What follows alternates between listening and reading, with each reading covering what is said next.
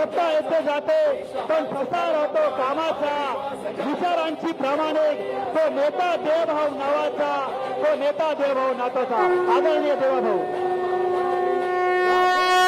भारत माता की, भारत माता की, छत्रपती शिवाजी महाराज की, धर्मवीर छत्रपती संभाजी महाराज की.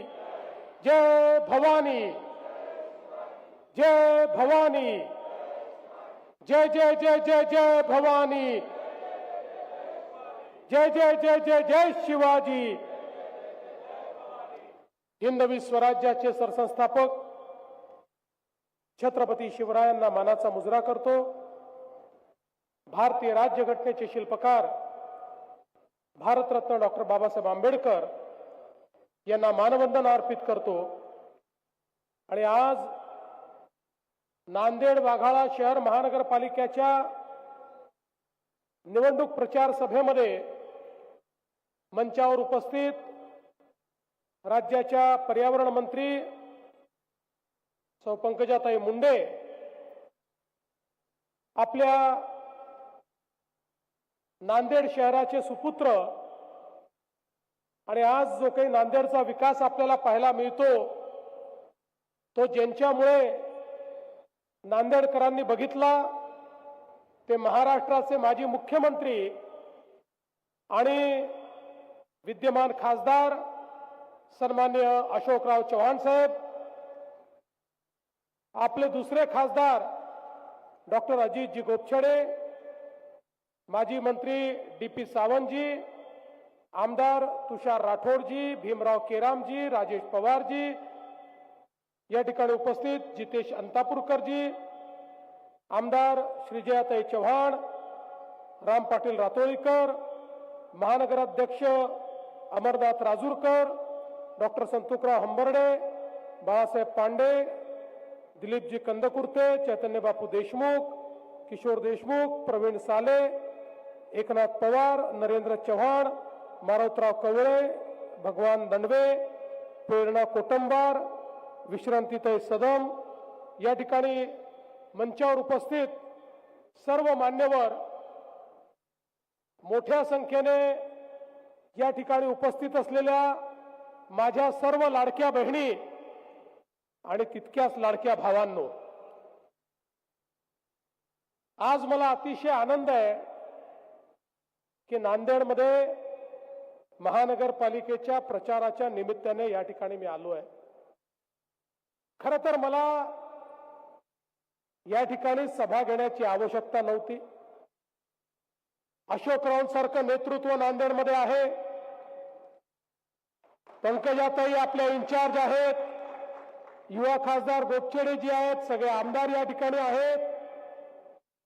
पण मी एक ठरवलं, या निमित्ताने नांदेडच्या जनतेचं दर्शन मला घेता येईल म्हणून खऱ्या अर्थानं या ठिकाणी मी आलोय. खरं म्हणजे अरे लाडक्या बहिणी ज्याच्या पाठीशी आहे तो आगेच बढ़णार आहे, तो मागे जाऊ शकत नाही.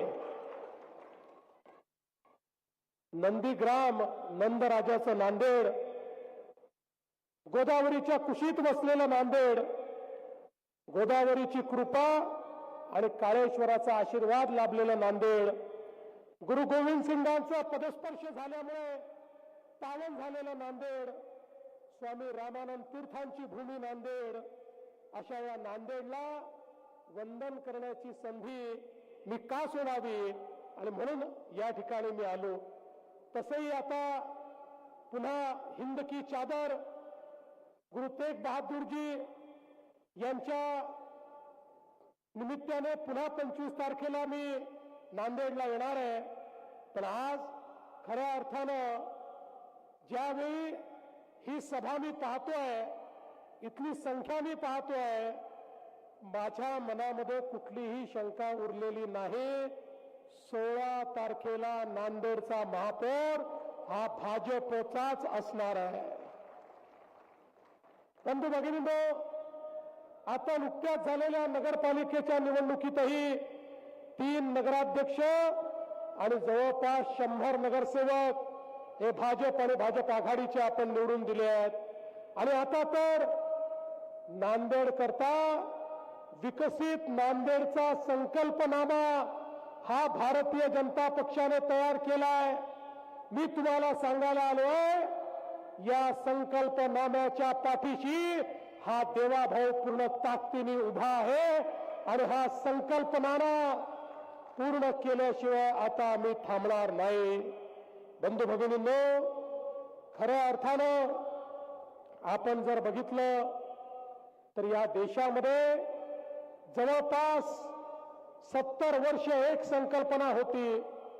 ती संकल्पना काही चुकीची नव्हती, पण संकल्पना अशी होती, भारत गावात राहतो, गावाचा विकास म्हणजेच देशाचा विकास. पण 70 वर्ष आमच्या राज्यकर्त्यांना शहरांचा विसर पडला, शहरात लोक राहतात याचाही विसर पडला आणि त्यामुळे शहरांकरता कुठल्याही योजना आपल्या देशामध्ये तयारच झाल्या नाहीत.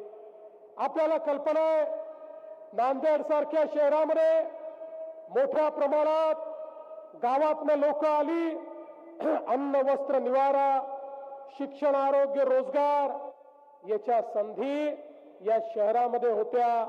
त्यामुळे गावातनं लोक शहरामध्ये यायला लागले, शहराचा विस्तार वाढायला लागला, पण नियोजन मात्र कुठेही नव्हतं. शहरामध्ये लोक येत होती, राहायला जागा नव्हती, झोपडपट्ट्या तयार झाल्या, अतिक्रमण झाली, ज्याला जिथे जागा मिळेल तिथे लोक वसू लागले, लोकसंख्या वाढली, पिण्याच्या पाण्याच्या समस्या तयार झाल्या, लोकसंख्या वाढली, घनकचऱ्याच्या समस्या तयार झाल्या, लोकसंख्या वाढली, त्या ठिकाणी गटारीच्या समस्या तयार झाल्या, नालीतनं घाण पाणी सांडपाणी वाहू लागलं. आपलंच गटारीचं पाणी आपल्याच विहिरींमध्ये, आपल्याच तलावांमध्ये, आपल्याच नदी नाल्यांमध्ये जाऊ लागलं. एकीकडे डास वास असं साम्राज्य पाहायला मिळालं आणि दुसरीकडे पाण्याचे स्रोत देखील प्रदूषित होऊ लागले. देशभरामध्ये शहरांची परिस्थिती कमी अधिक प्रमाणात अशीच आपल्याला पाहायला मिळाली.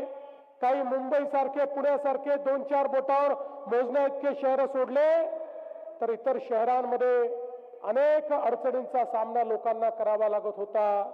पण बंधू भगिनींनो, 2014 साली देशामध्ये माननीय प्रधानमंत्री नरेंद्र मोदीजी निवडून आले आणि मोदीजींनी प्रधानमंत्री झाल्यानंतर सांगितलं, भारत जसा गावात राहतो तसा भारत शहरामध्ये देखील राहतो. शहरामध्ये जे गरीब राहतात, जे मध्यमवर्गीय राहतात, त्यांच्याकरता व्यवस्था करणं गरजेचं आहे. मोदीजींनी सांगितलं, अन्न वस्त्र निवारा, शिक्षण आरोग्य रोजगार मनोरंजन या सगळ्या गोष्टींकरता शहराकडे मोठा ओढा असतो. आमची शहरं विकासाची केंद्र आहेत. देशाच्या जीडीपीच्या 65% जीडीपी हा शहरांमध्ये तयार होतो. वस्तू आणि सेवांची निर्मिती ही शहरांमध्ये होते, रोजगाराची निर्मिती ही शहरांमध्ये होते, मोठ्या शैक्षणिक संस्था या शहरामध्ये असतात. आणि म्हणून मोदीजींनी सांगितलं, शहरांचा विकास झाला पाहिजे. आणि पहिल्यांदा मोदीजींच्या नेतृत्वात हजारो कोटी रुपये हे शहराच्या विकासाकरता मिळणं सुरू झालं. या देशामध्ये पहिल्यांदा मोदीजींनी शहराकरता योजना सुरू केल्या. मग त्यामध्ये आपल्याला कल्पना आहे, स्मार्ट सिटीची योजना, अमृत शहरांची योजना, स्वच्छ भारत शहरी मिशन, प्रधानमंत्री आवास योजना शहरी मिशन, अशा प्रकारचं अनेक मिशन या ठिकाणी सुरू झाले. आणि कधी नव्हे तेवढा पैसा शहरांच्या विकासाकरता मोदीजींनी दिल्लीहून देणं सुरू केलं आणि शहरं बदलू लागली. आपण बघा, नांदेड सारख्या शहरालाही अशोकरावांनी ज्यावेळी गुरुतागद्दी होतं त्यावेळी मोठ्या प्रमाणात निधी आणला. नांदेडमध्ये त्या काळामध्ये कामं झाली, पण त्याआधी किंवा त्यानंतर ज्या प्रमाणात सरकारने पैसा दिला पाहिजे तो पैसा कधी मिळाला नाही, कारण त्या प्रकारची भूमिकाच नव्हती. पण ती भूमिका 2014 नंतर बदलली. आता आपल्याकडे हजारो कोटी रुपये हे या वेगवेगळ्या शहरांच्या विकासाकरता येत आहेत. मोदीजींनी सांगितलं, शहरामध्ये राहणारे जे गरीब आहेत, झोपडपट्टीवासी आहेत, जे अतिक्रमण धारक आहेत, या सगळ्यांना पक्क घर द्या. प्रधानमंत्री आवास योजनेतनं प्रत्येकाला घर देण्याचा निर्णय झाला. पण लक्षात आलं, घर तर मोदीजींनी दिलाय, पण लोकांजवळ जागाच नाही. कारण ज्या जागेवर ते बसलेत त्याला अतिक्रमण म्हटलं जातं. त्याच्या मालकी हक्काचा पट्टा नसल्यामुळे मोदीजींनी घराकरता पैसे दिले तरी देखील घर बांधता येत नाही. हे लक्षात घेतलं आणि आम्ही 2च महिन्यापूर्वी महाराष्ट्राच्या मंत्रिमंडळात निर्णय केला. आमचा गरीब झोपडपट्टी धारक, अतिक्रमण धारक हा ज्या ठिकाणी बसलेला आहे त्याच ठिकाणी त्याला मालकी हक्काचा पट्टा हा आम्ही त्या ठिकाणी देणार आहोत. आणि केवळ मालकी हक्काचा पट्टा देऊन थांबणार नाही. ज्याचं पक्क घर नाही, जो कच्च्या घरात राहतो, त्याला पक्क घर बांधायला पैसे देखील आम्ही देणार आहोत. जो बेघर आहे त्याला पक्क घर बांधायला आम्ही पैसे देणार आहोत. आणि म्हणून बंधू भगिनींनो, ही महानगरपालिका तुमच्या आशीर्वादाने निवडून येणार आहे. आपला महापौर बसणार आहे. मी अशोकराव तुम्हाला या ठिकाणी आजच सांगतो, पहिल्या टप्प्यामध्ये सगळे अतिक्रमण नियमित करून घ्या आणि त्यानंतर तुम्ही जेवढी घरं मागाल तेवढी घरं या नांदेड शहराला मोदीजींच्या योजनेतनं आम्ही देऊ. नांदेडमध्ये एकही जण झोपडीमध्ये कच्च्या घरात राहणारा आपल्याला शिल्लक ठेवायचा नाही. प्रत्येकाला आपल्याला पक्क घर द्यायचं आहे. आणि त्यासोबत इनाम जमिनी, देवस्थान जमिनी, मदत मास, खिदमत मास अशा अनेक जमिनींवर या नांदेडमध्ये आणि मराठवाड्यामध्ये लोक बसलेले आहेत.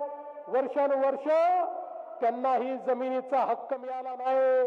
पण मुख्यमंत्री झाल्यानंतर मी निर्णय केला, काही झालं तरी हा हक्क त्यांना मिळायला पाहिजे.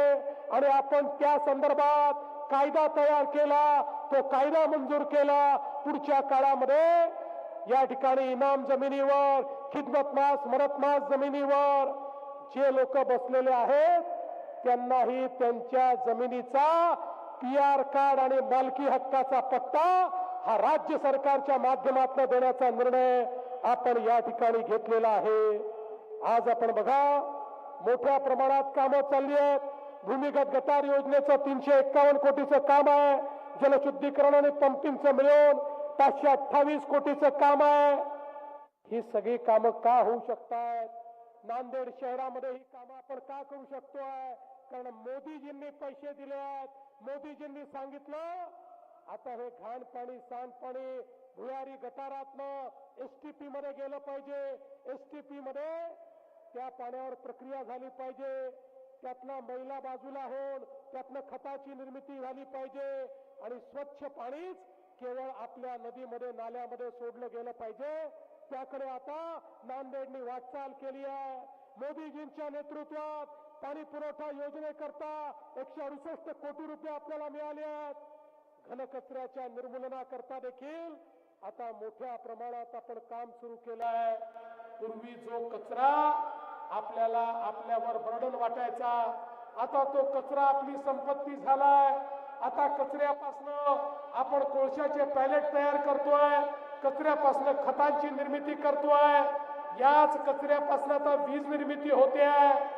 पुढच्या काळामध्ये नांदेडमध्ये 1 किलो कचरा देखील आम्ही त्या ठिकाणी डंप करणार नाही. सगळ्या कचऱ्यावर प्रक्रिया करून एक स्वच्छ नांदेड शहर हे आम्ही तयार केल्याशिवाय या ठिकाणी राहणार नाही. आज मोठ्या प्रमाणात नांदेडमध्ये रस्त्यांकरता आपण पैसे देतो. नांदेडला या ठिकाणी अशोकरावांच्या नेतृत्वामध्ये नांदेड जालना, परभणी जालना हा मार्ग आपण मंजूर केलाय.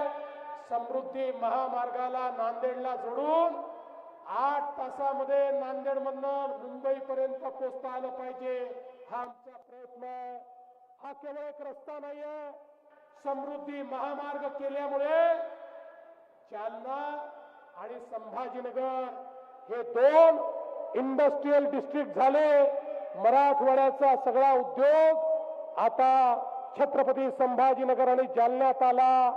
एकदा नांदेड पासनं तर जालन्यापर्यंत लिंक ही आम्ही समृद्धी महामार्गाला जोडली की तिसरं महत्वाचं उद्योगाचं केंद्र हे नांदेड होणार आहे. आणि या ठिकाणी मोठ्या प्रमाणात उद्योग येताना आपल्याला दिसतील. आज आपण बघा वेगवेगळ्या प्रकारची कामं या ठिकाणी आपण हातात घेतली आहे. नंदीग्राम मार्केट मधलं पार्किंग असेल, सिडको भागात बगीचा आणि जलतरण तलाव असेल किंवा ते थीम पार्क असेल, सौर ऊर्जा प्रकल्प असेल, नाल्यांची कामं असतील, वेगवेगळ्या ठिकाणी कॉन्क्रिटीकरण, पुलाचे कॉन्क्रिटीकरण, अशी अनेक कामं आपण हातामध्ये घेतली आहेत. आणि त्यासोबत नांदेडमध्ये गोदावरी पर्यावरण दृष्ट्या त्याचं संवर्धन करण्याचं काम आपण हातामध्ये घेतलंय. आता तर आमच्या पंकजाताईंनी एक नदीचं मिशन हातामध्ये घेतलेलं आहे. आमची गोदावरी ही स्वच्छ व्हायली पाहिजे, ती अविरल व्हायली पाहिजे, याकरता एक मोठं मिशन हे आपण या निमित्ताने घेतो. बंधू भगिनींनो, मला या निमित्ताने सांगितलं पाहिजे, आपण आता या नांदेडमध्ये एक कर्करोगाचं रुग्णालय देखील तयार करतो आहोत. कॅन्सर करता आधुनिक अशा प्रकारची ट्रीटमेंट असली पाहिजे. 150 खाटांचं रुग्णालय हे नांदेडमध्ये आपण तयार करतात आणि त्यातनं मोठ्या प्रमाणात आपण या ठिकाणी लोकांना, रुग्णांना दिलासा देण्याचं काम करतात. नांदेडच्या रेल्वे खऱ्या अर्थानं नांदेड लातूर, नांदेड बिदर या 2 रेल्वे लाईनला मान्यता दिली. आम्ही राज्य सरकारच्या वतीनं सांगितलं त्याचे अर्धे पैसे हे राज्याचं सरकार देईल. आणि मी आपल्याला आश्वस्त करतो कुठल्याही परिस्थितीमध्ये हे काम देखील आम्ही पूर्ण करून दाखवू. बंधू भगिनींनो, मला या निमित्ताने सांगायचं, ही निवडणूक केवळ आम्ही एखादा महापौर बसावा याकरता पाहत नाही. आम्हाला दिसतंय ते नांदेड शहर जे खऱ्या अर्थानं मराठवाड्याचं प्रमुख शहर बनलेलं आहे, ते महाराष्ट्राचं प्रमुख शहर होऊ शकतं. ही नांदेडची ताकद आहे आणि म्हणून या नांदेडमध्ये विकास आपल्याला करायचा आहे. बंधू भगिनींनो, मी या निमित्ताने आमच्या लाडक्या बहिणींना देखील सांगू इच्छितो, लाडक्या बहिणींनो, ज्यावेळी विधानसभेच्या निवडणुकीमध्ये प्रचंड बहुमताने भारतीय जनता पार्टीचं महायुतीचं सरकार आलं, काही लोक म्हणायचे आता भाजपला 137 जागा मिळाल्या, आता भाजप पहिलं काम काय करेल, लाडकी बहीण योजना बंद करेल. झाली का बंद? 1 वर्षापेक्षा जास्त काळ गेला आणि लाडक्या बहिणींना सांगतो, जोपर्यंत तुमचा देवाभाऊ मुख्यमंत्री आहे, लाडकी बहीण योजना सुरूच राहील. पण अशोकराव, आता मी लाडक्या बहिणींना लाडकी बहीण ठेवू इच्छित नाही. इथे आपला महापौर बसणार आहे, त्या महापौराला पहिलं काम तुम्हाला द्यायचं आहे. माझ्या लाडक्या बहिणींना लखपती दीदी बनवायचं. लाडक्या बहिणी या लखपती दीदी झाल्या पाहिजे. मी यावेळेस नंतर नांदेडला जेव्हा येईल त्यावेळेस आढावा घेईल, कारण महाराष्ट्रामध्ये 50 लाख माझ्या लाडक्या बहिणी या लखपती दीदी झाल्या आहेत. यावर्षी 1 कोटीपर्यंत आकडा पोहोचणार आहे. त्यामध्ये पहिला नंबर माझ्या नांदेडच्या लाडक्या बहिणींचा असला पाहिजे. माझ्या नांदेडच्या लाडक्या बहिणी या त्या ठिकाणी लखपती दीदी झाल्या पाहिजे. आणि म्हणून बंधू भगिनींनो, या नांदेडला स्मार्ट सिटी, या नांदेडला सेफ सिटी या दृष्टीनं पुढची वाटचाल आपल्याला करायची आहे. आणि म्हणून मी आपल्याला एवढीच विनंती करतो, येत्या 15 तारखेला या निवडणुकीच्या निमित्ताने आपल्याला पुन्हा एकदा या नांदेडमध्ये अशोकरावांच्या नेतृत्वात एक मोठं कार्य करून दाखवायचंय. 15 तारखेला मतदानाला गेल्यानंतर ज्या ठिकाणी कमळ दिसेल तिथली बटन आपल्याला दाबायची आहे. मी तुम्हाला आश्वस्त करण्याकरता आलो आहे. 15 तारखेला कमळाची काळजी तुम्ही घ्या. 16 तारखेपासनं 5 वर्ष तुमची काळजी आम्ही घेऊ हा विश्वास तुम्हाला मी देतो आणि पुन्हा एकदा या नांदेडच्या विकासाचा संकल्प या ठिकाणी करून माझे 2 शब्द संपवतो. धन्यवाद. जय हिंद, जय महाराष्ट्र.